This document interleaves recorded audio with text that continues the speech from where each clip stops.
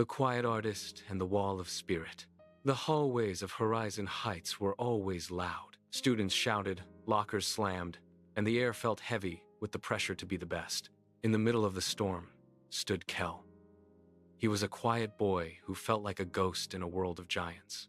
To everyone else, he was just a face in the crowd, someone who never had much to say. Kell found his peace in the school library, tucked away in the very last row of books. Here, the world was silent. He would pull out his digital tablet and draw.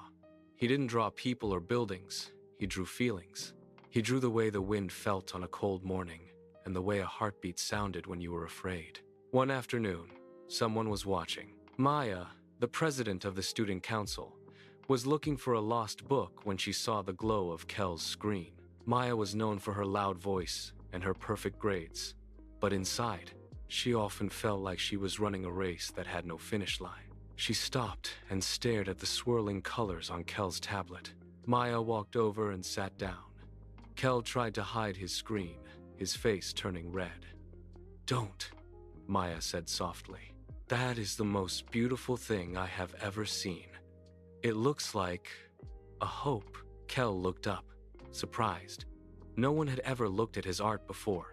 Maya told him about the Wall of Spirit, a giant blank space in the cafeteria that the school wanted to decorate. "I can't do that," Kell whispered. "The wall is too big, and I am too small. Everyone will see it. Everyone will judge it." He walked to the cafeteria and stood before the massive, white wall. It felt like a mountain he couldn't climb. The space was cold and empty, just like he felt when he walked through the school gates every morning. Maya followed him. She didn't give him a speech about talent. Instead, she pulled a messy, crumpled notebook from her bag. She showed him pages of crossed-out sentences and failed plans. "I'm terrified every day, Kell," she admitted. "But being brave isn't about not being scared. It's about doing the thing anyway, even when your hands are shaking." Kell decided to try. For the next week, he stayed late in the computer lab. The school was dark and empty, but his screen was full of light. He worked with projectors and digital sensors. He poured every bit of his loneliness, his dreams, and his secret strength into the code and the colors. He wasn't just a ghost anymore.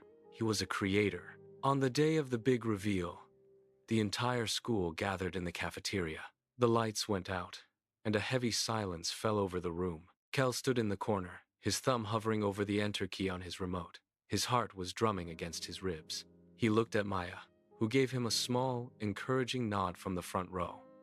Kell pressed the button. Suddenly, the giant white wall erupted into a galaxy of moving light. It wasn't just a painting.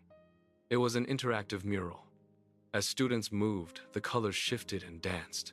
It showed stars forming from dust and flowers blooming in the dark.